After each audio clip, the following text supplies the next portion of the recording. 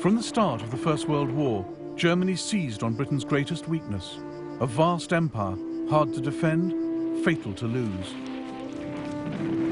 The gamble was that Britain might risk everything to protect it, even victory on the Western Front.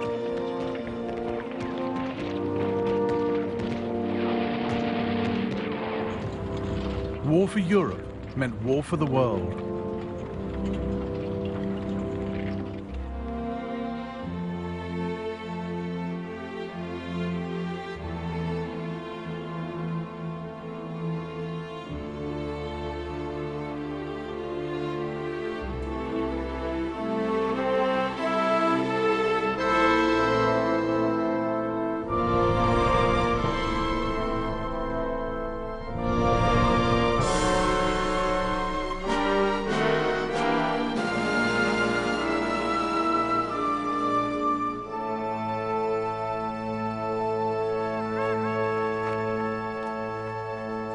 It was Germany's idea to take the war beyond Europe, but it wasn't a bid for expansion, let alone world domination.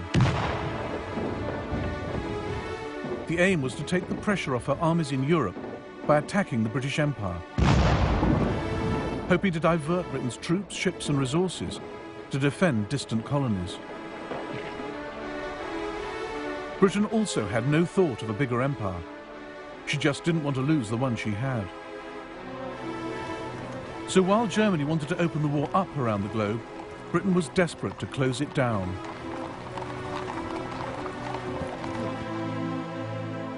Maurice Hankey, Secretary of the Committee of Imperial Defence, realised the empire was Britain's Achilles heel and warned against letting Germany use it to distract Britain from her war effort. Forces must not be diverted to minor operations, to the prejudice of the concentration in the main theatre and the safety of the trade routes.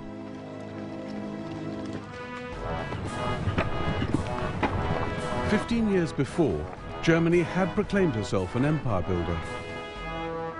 The Kaiser had taken his country into the 20th century as a German admiral, creating a global German navy.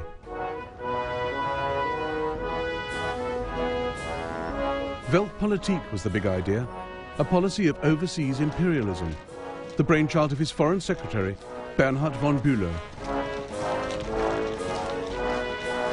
The days when the Germans left the earth to one neighbour, the sea to another, and kept only the heavens for themselves are over. We don't want to put anyone in the shade, but we too demand our place in the sun. Germany had come late to the game of empires, but by 1900 she had Togoland, Cameroon, German Southwest Africa, now Namibia, and German East Africa, now Tanzania.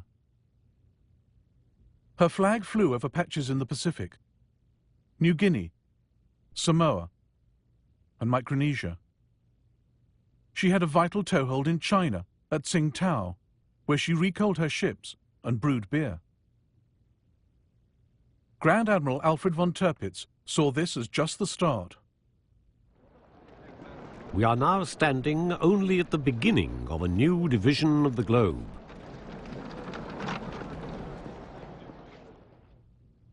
Germany alarmed the world with her imperial tub-thumping. She eyed up Puerto Rico and considered pouncing on the Panama Canal the minute it was completed.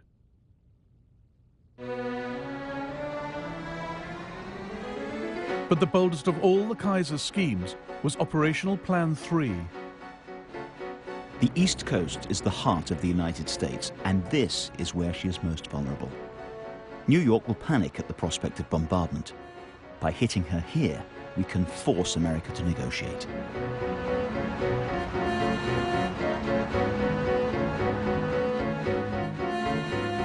Germany's secret plans from 1903 to attack the eastern seaboard with 60 ships and 100,000 men, to shell Manhattan and capture Boston.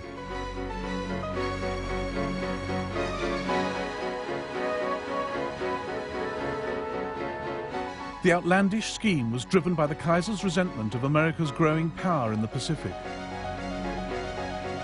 He believed in a militarist state and increasingly hated what the West stood for. Service to Mammon greed, self-indulgence, land-grabbing, lying, treachery, and not least murder. The Kaiser thought capitalism was vulnerable, that a strong enough attack on its international systems of trade, credit and insurance could bring the edifice tumbling down. Operational Plan 3 was dropped, but not the hostility towards capitalist empires.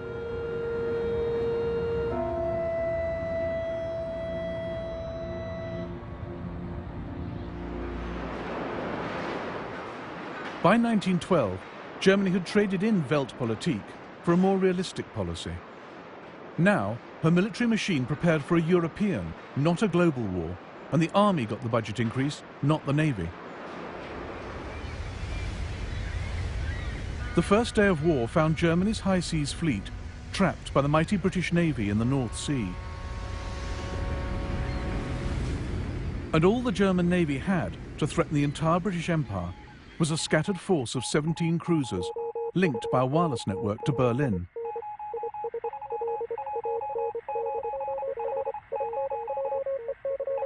There was the Königsberg off East Africa, the Goeben and the Breslau in the Mediterranean, the Dresden and the Karlsruhe in the West Indies, the Leipzig off the west coast of America.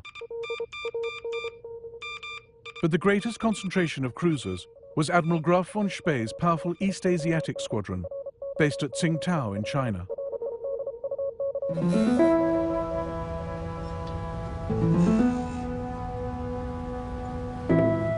Tsingtao gave Germany a huge area of operations, across the South China Sea and into the Pacific. Seizing it would cut the squadron's lifeline. Britain saw the urgency, but lacked the resources. So, 2 days into the war, she turned to her ally Japan.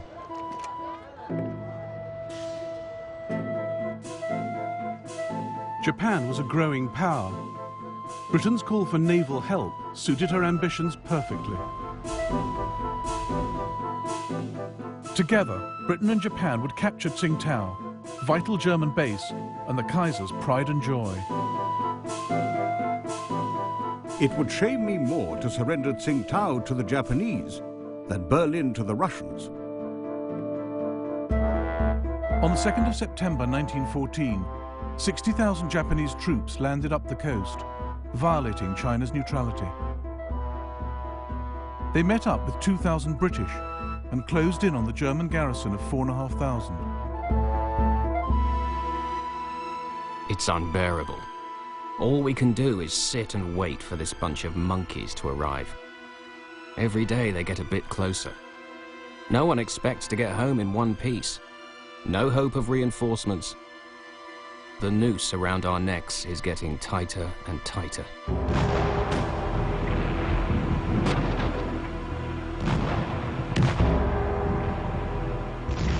For a solid week, the Japanese battered Tsingtao. On the 7th of November, they entered the town in triumph.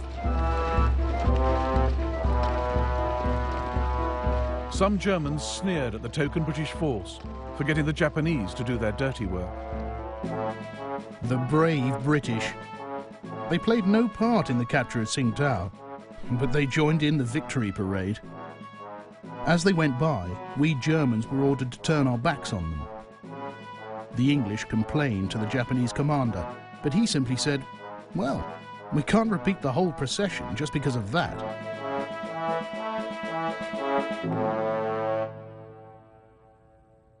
The capture of Tsingtao gave Japan a launch pad to pursue her empire building.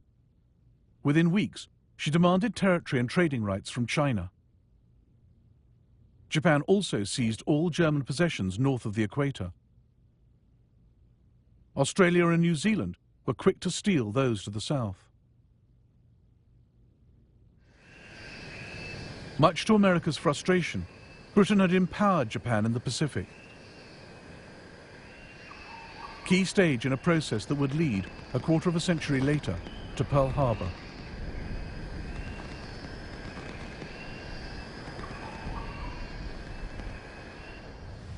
Germany's loss of Tsingtao, far from neutralizing Spee's squadron, ensured its destructive power would be felt around the globe. The best German cruiser commanders, like Spee, were fearless mavericks whom the war turned into heroes. Superb sailors with the instincts of pirates. The Kaiser had given them full authority to make their own decisions in wartime. The heavy responsibility of the officer in command will be increased by the isolated position of his ship. But he must never show one moment of weakness. Above all, the officer must bear in mind that his chief duty is to damage the enemy as severely as possible. Spee now split his squadron. The light cruiser Emden, under Captain Karl von Müller, made for the Bay of Bengal. Spee in the Scharnhorst led his other ships across the Pacific.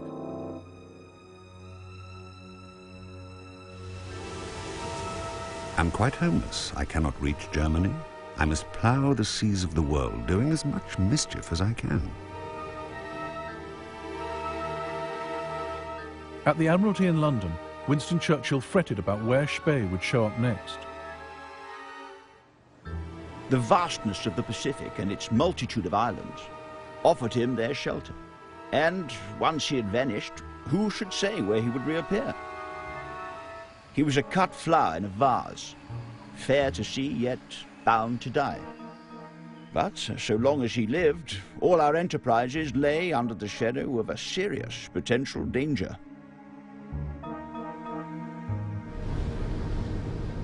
Spee had a constant worry.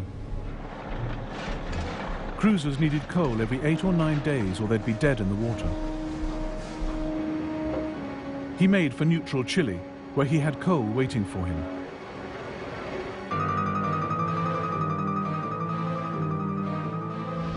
On the 1st of November 1914, he ran into a British fleet off Coronel.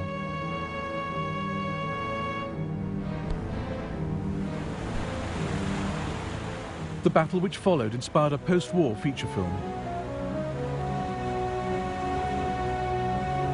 The British commander was Admiral Sir Christopher Cradock, under orders from London. It appears that Gneisenau and Scharnhorst are working across to South America. Be prepared to meet them in company. Cradock had one ship that could outgun Spee's fleet, but she was slow and had been left behind. Now Cradock raced towards enemy ships better armed than his. He had ignored his own rule of thumb.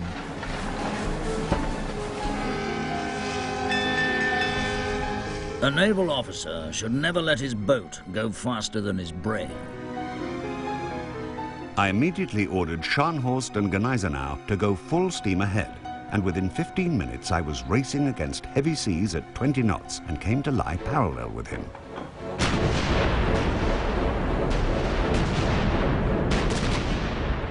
Cradock's ships were no match for Spee's.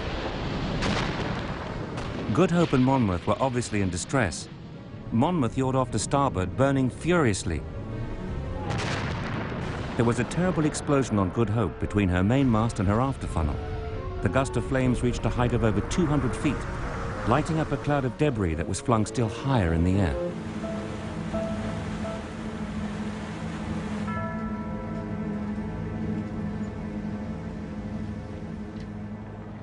"1,600 British sailors were lost.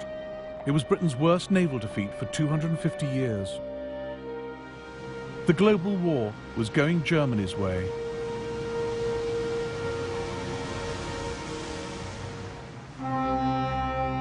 It is only when you get to see and realize what India is, that she is the strength and the greatness of England. It is only then that you feel that every nerve a man may strain, every energy he may put forward, cannot be devoted to a nobler purpose than keeping tight the cords that hold India to ourselves. Britain's empire and trading network was the single biggest resource she brought to the war. And India was at the heart of it. The cords were never tighter. All the more reason for Germany to want them cut.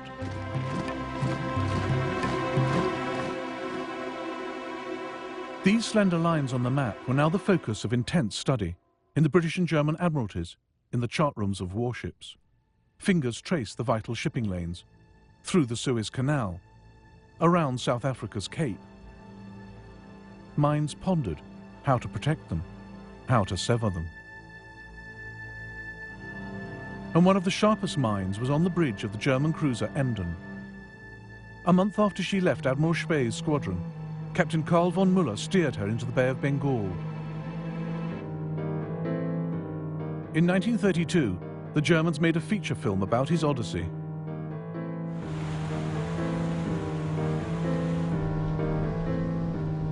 He had an indescribable power over the entire crew. He never gave orders, he just expressed a wish. From the moment he took command of the ship, he never left the bridge again.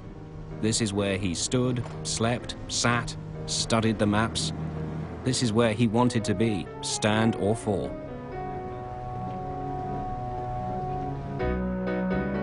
The Emden sometimes rigged a dummy funnel to look like a British cruiser.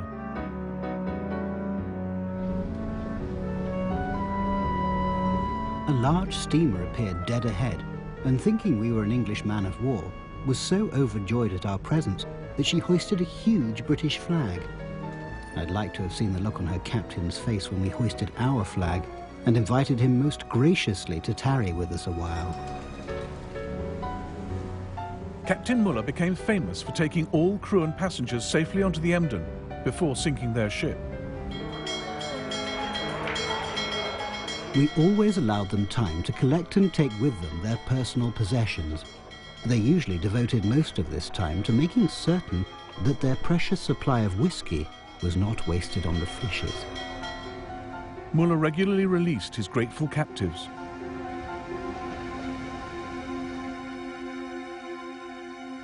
Such was the Emden's impact that the British Admiralty later drew up this chart to track her movements. Müller even had the audacity to steam into the Indian port of Madras, as a crew member recorded in his diary. 22nd of September 1914, 9:30 p.m.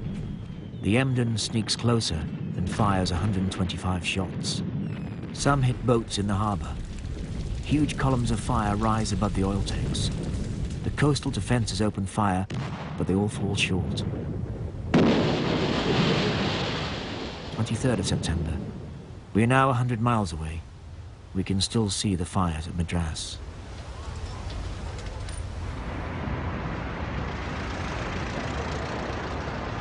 In the City of London, freight rates and shipping insurance rocketed. At one point, the entire British trade fleet in the Bay of Bengal was kept in harbour rather than fall prey to dashing Captain Müller. Germany's rogue cruisers were starting to harm Britain's war effort. 3 transports are delayed in Calcutta through fear of Emden. This involves delaying transport of artillery and cavalry. The Cabinet took a strong view. The extirpation of these pests is a most important subject. While the Emden ran the British ragged at one end of the Indian Ocean, 25 Royal Navy warships hunted the cruiser Königsberg at the other, off the coast of Germany's East African colony. She had raided Zanzibar and sunk a British light cruiser from her secret hideout in the Rufiji Delta.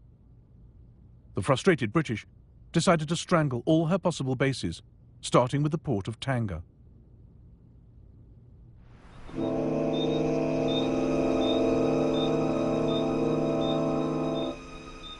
On the 2nd of November 1914, the British steamed into this bay. In the global war, imperial powers got others to do their fighting. Most of the British troops were Indian.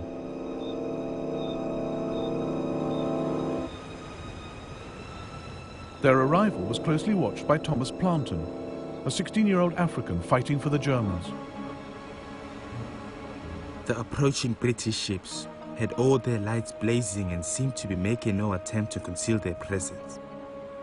We were in position with machine guns, waiting in ambush for them, and many of them were killed when they started to come ashore. A lot of them were killed before they even got out of the water.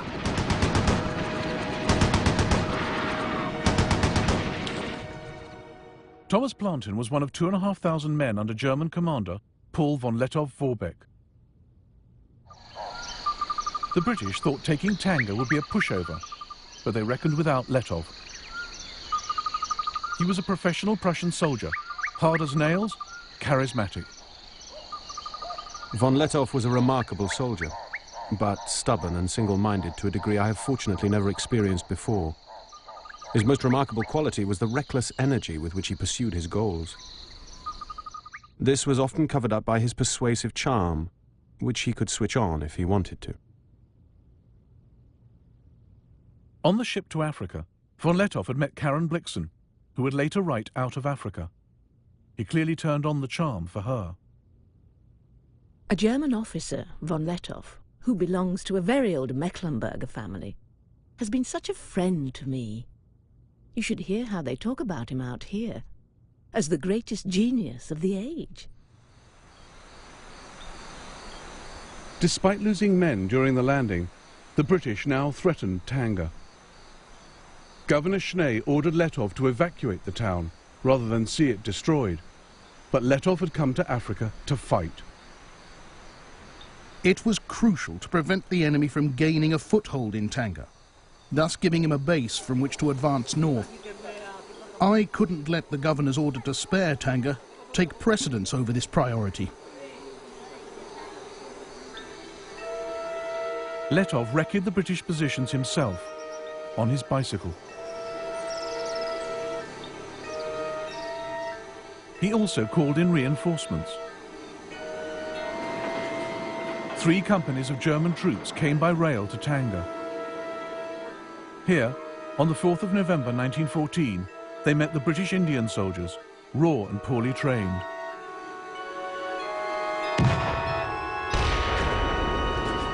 British intelligence officer Richard Meinertzhagen watched the ensuing rout. Half the 13th Rajputs turned at once, broke into a rabble and bolted. I could not believe my eyes. They were all jabbering like terrified monkeys and were clearly not for it at any price. Everyone in the dense forest, friend and foe, was mixed up together, shouting in all sorts of languages. The enemy ran off in wild disorder, and our machine guns mowed down whole companies to the last man. Von Lettow was based here, at the German hospital.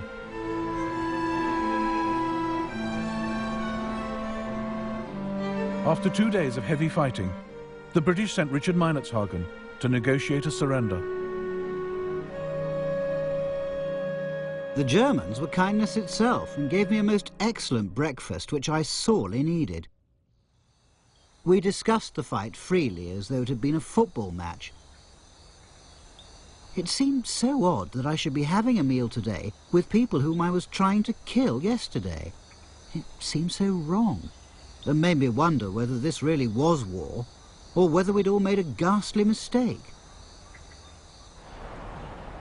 The German officers were all hard-looking, keen and fit. They treated this war as some new form of sport.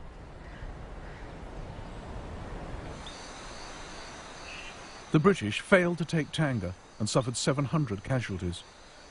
Lettow lost just 65. Germany hailed him as a hero. A German David is fighting alone against the British Goliath in Africa. If we cannot fight by his side, at least we must make sure that he is well supplied with shot for his sling. But the British blockade of Germany prevented reinforcements reaching Lettow. Further east, across the Indian Ocean, Muller was still causing havoc. He'd sunk 2 warships and captured 23 merchant ships. On the 9th of November 1914, the Emden anchored at the Cocos Islands to destroy the British wireless station. But the radio operator spotted the Emden's bogus 4th funnel and put out a call for help.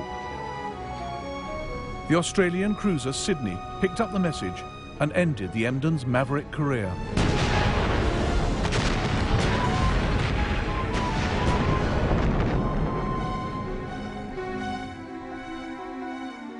Captain Muller was taken prisoner, He and the other survivors were well looked after. Dear loved ones, I'm well and healthy. The British were very friendly. They took loads of photos of us and asked for our addresses to send us the snaps. Yours, Walter.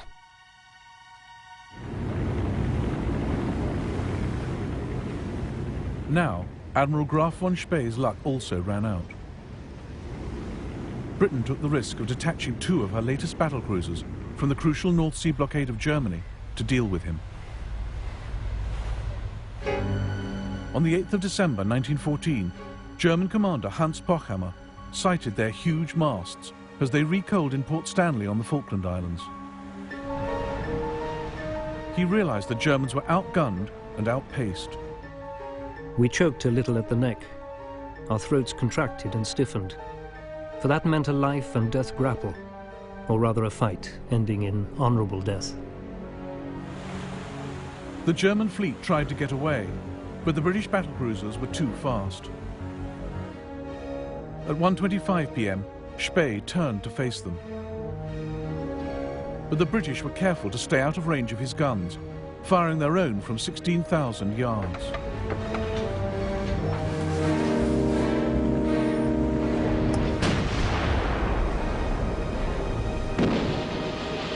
Lieutenant Harry Bennett on HMS Canopus watched what happened and painted these watercolours. At 4:17 p.m, the Scharnhorst went down with Admiral von Spee and all hands.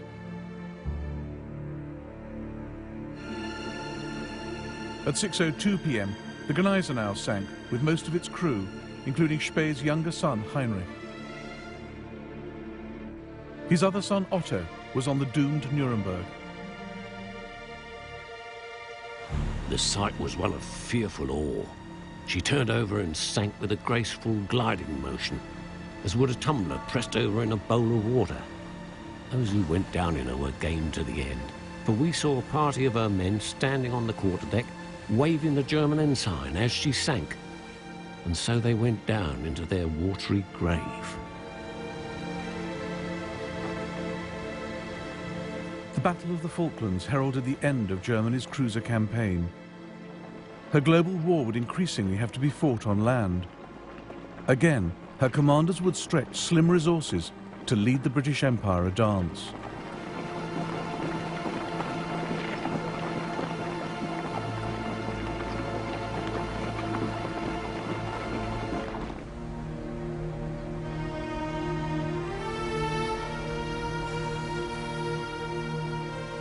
The Suez Canal presented a rare opportunity for Germany to harass the British Empire. A crucial British sea lane, vulnerable to attack by land forces. But Germany couldn't spare any men from the Western Front, so Berlin turned to Ottoman Turkey, her ally since November 1914.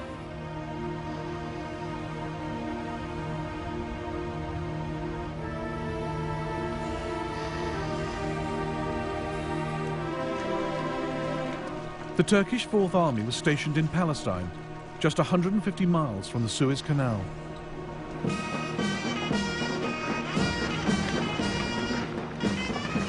The Turks agreed to help capture Suez, assigning these 19,000 troops. They saw it as the first stage in their own reconquest of Egypt and Libya.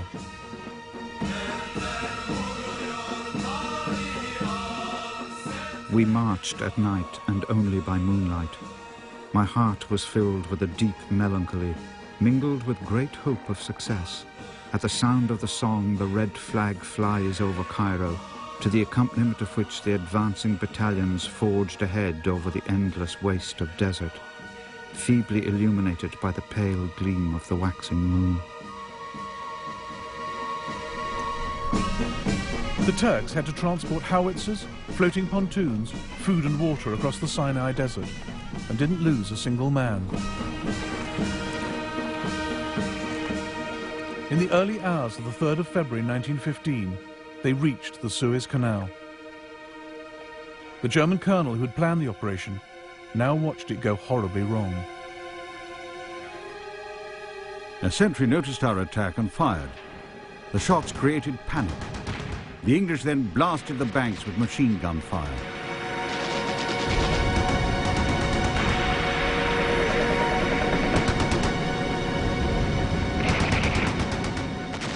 The Turks found the canal defended by 9 British warships and 30,000 Indian troops dug into defensive positions.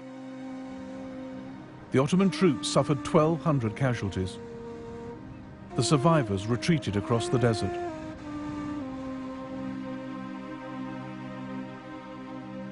The attack had failed, but Africa was now a battleground in Germany's global war.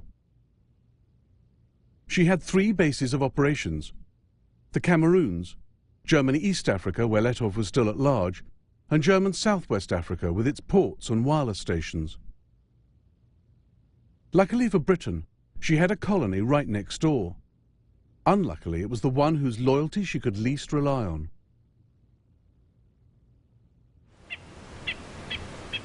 The Union of South Africa was racially diverse.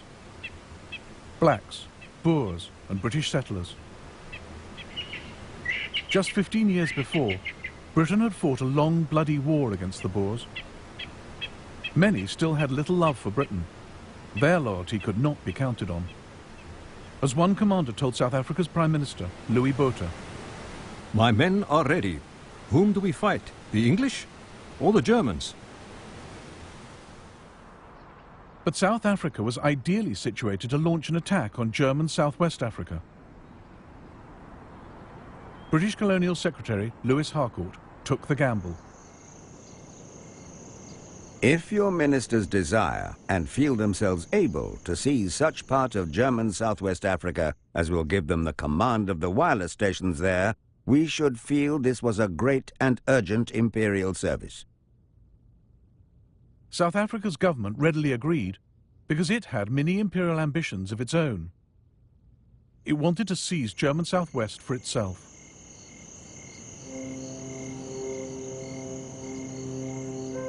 On the 14th of September 1914, South African forces crossed the Orange River into German Southwest.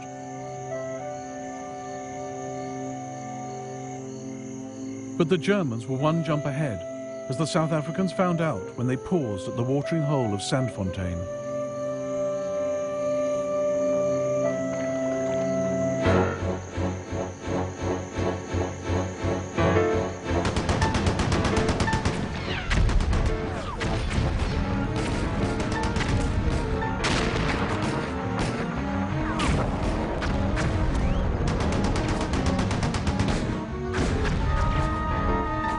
The South Africans were beaten, but there was worse to come.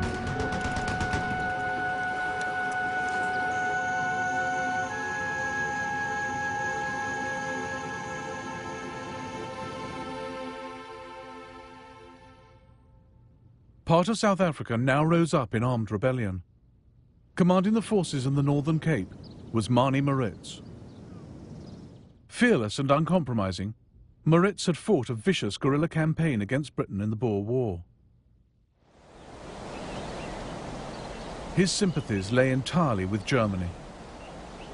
I received a telegram ordering me to take a large commando into German Southwest Africa. I was determined not to fight on behalf of the British Empire, and my officers and troops were in full accord with me. In October 1914, Manie Maritz crossed the Orange River into German territory at Squeet Drift to enlist German support.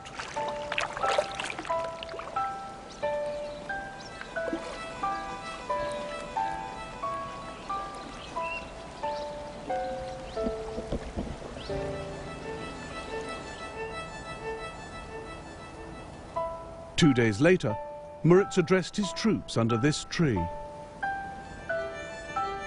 Now, men, we don't want to be ruled by the Jews and the financiers of England.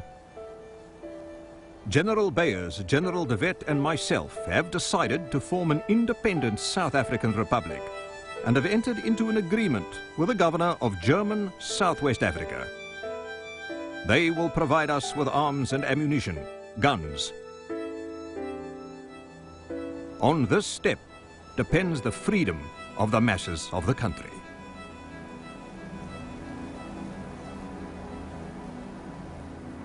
Britain's request for help had brought her dominion to the brink of civil war. In London, the Colonial Secretary Lewis Harcourt feared the breakup of the Union of South Africa. He secretly ordered 30,000 Australian soldiers diverted to the Cape to smother the rebellion. Safety of the Union is first and paramount consideration. We attach no importance to German Southwest Africa in comparison. The Australians weren't needed. In the winter of 1914, the loyal South Africans defeated the Boer rebels. This is rare film of 50 of them being led to trial in Cape Town. But they never caught Mani Moritz. By July 1915, South Africa cornered the Germans, forced their surrender, and annexed their colony. And Britain had more work for South Africa, north this time, to deal once and for all with von Lettow. London turned to South Africa's defence minister to lead the campaign, Jannie Smuts. Smuts too had fought in the Boer War, but was now passionately pro-British. More a statesman than a soldier, Smuts made an indifferent general of conventional forces. And he was up against Lettow. British officer Richard Meinertzhagen was now Smuts's intelligence officer. Smuts is quite determined to avoid a stand-up fight. He told me he could not afford to go back to South Africa with the nickname Butcher Smuts.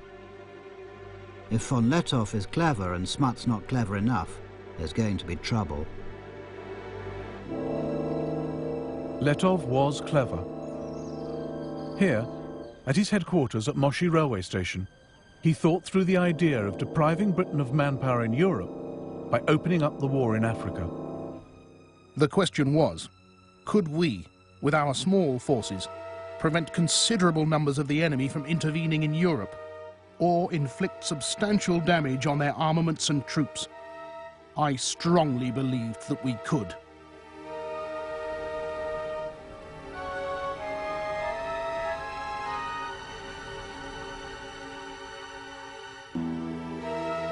By August 1916, Lettow had become expert at his cat-and-mouse game. Von Lettow is slippery and is not going to be caught by manoeuvre. He knows the country better than we do. I think we're in for an expensive hide-and-seek, and von Lettow will still be cuckooing somewhere in tropical Africa when the ceasefire goes. Smuts has cost Britain many hundreds of lives and many millions of pounds.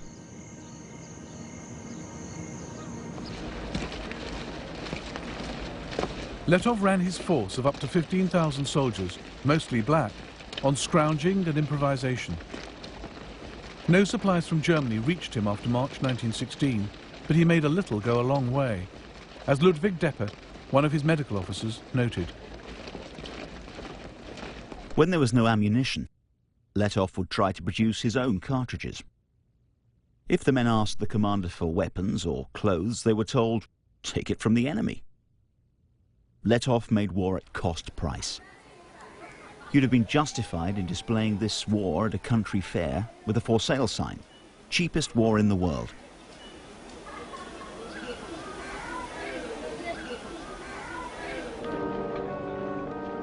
Jannie Smuts had 5 times Lettow's force and resources to match.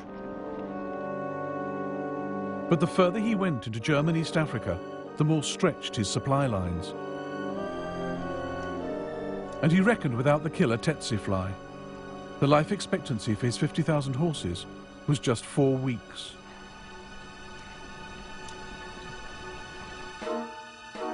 Torrential rain, mud, dust and boiling heat further slowed his progress. Intelligence was sketchy, maps inadequate.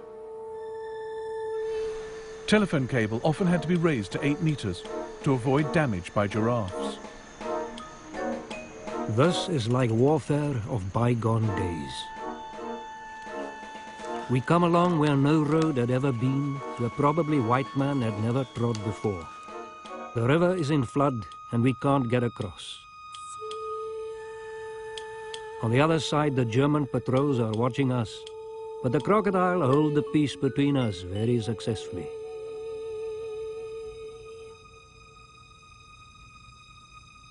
Letov played with Smuts, refusing to fight, slipping away, luring him deeper into Africa. As they went, they spread the war's grief and destruction, dragging in more and more of the people of Africa.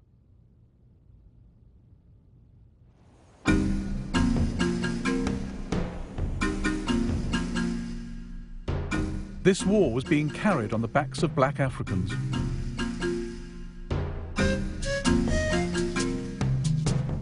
For the Letov campaign alone, the British recruited over 1 million black porters.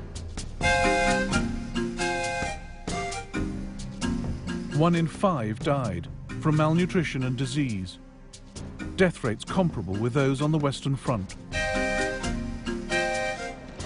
They endured their ordeal quietly. They only had duties and hardly any rights. They tumbled into the splashing mud with their heavy loads and were then ruthlessly forced to move on and catch up.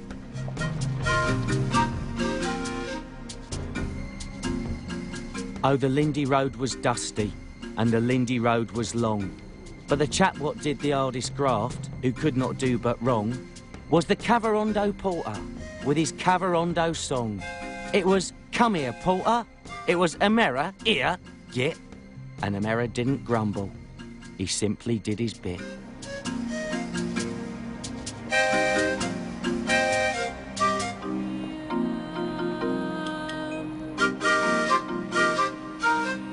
What Smuts saves on the battlefield, he loses in hospital. For it is Africa and the climate we're really fighting, not the Germans. Out of 20,000 South Africans, over half were invalided home by the beginning of 1917. They were replaced by black troops from Nigeria and Ghana. Recruitment of blacks soared in East Africa as well.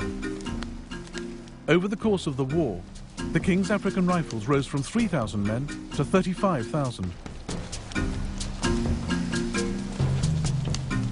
Fuloliani Longwe spoke for many black soldiers. Think of yourself buried in a hole with only your head and hands outside, holding a gun, death smelling all over the place. Listen to the sound of exploding bombs and machine guns, smoke all over, and the vegetation burnt, and of course deforested. Watch your relatives getting killed, crying, finally dead. These things we did, experienced, and saw. Letov survived undefeated to the very end, marching triumphantly through Berlin in 1919. The British never caught him, even though they turned it into an African war and set an army on his tail. But Britain and France had such reserves of manpower in their colonies that from 1914 they shipped them to Europe. Remarkable French colour photographs of the world that came to serve on the Western Front.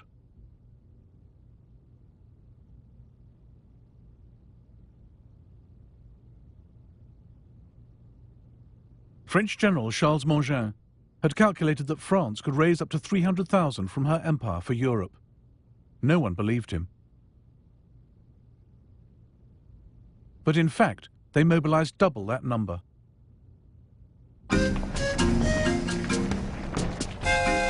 Black troops have precisely those qualities which are demanded in the long struggles of modern war.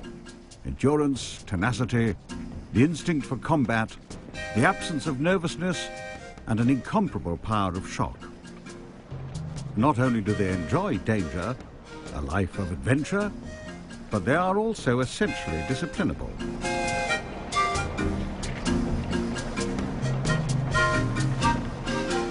People started hiding and running away from the camp. There were all kinds of illnesses, even psychological illness. People didn't know where they were going or even why they were fighting. There were rumors that we would never come back, that we are going to be sold as slaves.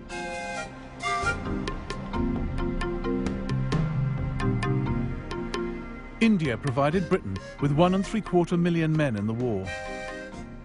They'd been thrown into some of the toughest fighting from the start.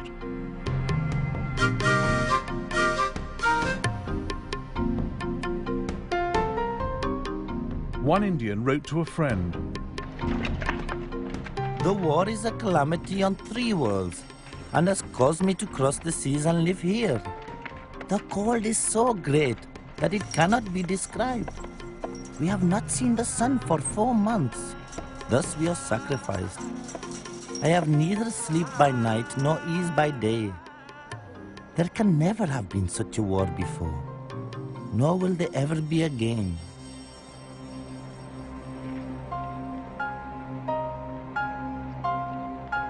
Some men, like Jason Jingo, used to the habitual racism of colonial rule, returned home with greater self-esteem.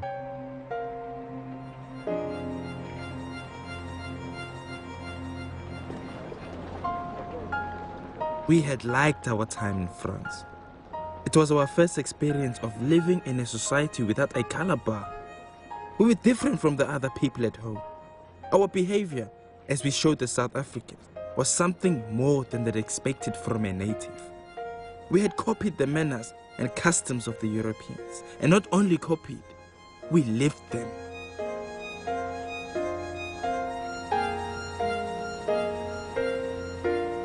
But it wasn't the same Africa Jason Jingo and the other survivors came back to after the war.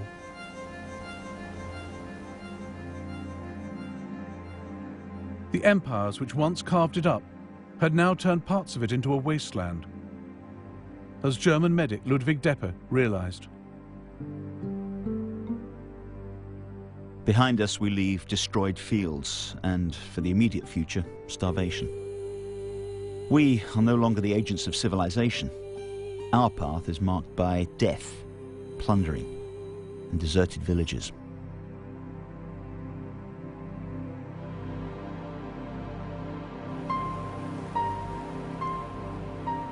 It would be years before African nationalism took off, but a few had begun the journey.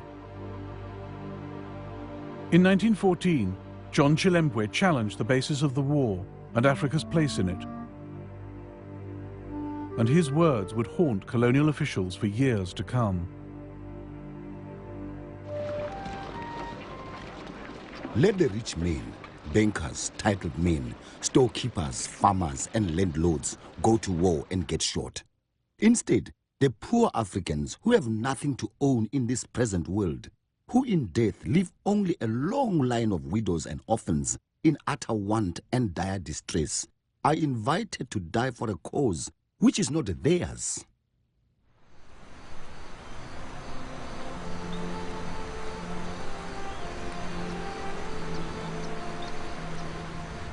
Germany had fought a remarkable global war. But it cost her cruisers, her wireless network, and all her colonies. Yet Germany had forced Britain and France to call on their empires and lean on their allies. In the process, these flexed their muscles and formed empires of their own.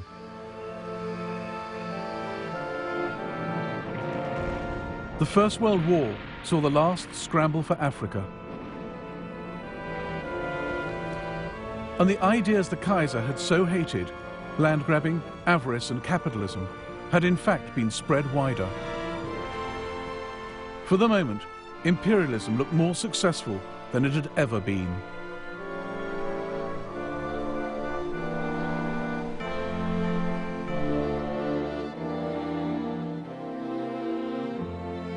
In the next episode of the First World War, the call goes out for jihad, holy war in the Middle East, the nightmare of Gallipoli, and the agony of the Armenian people.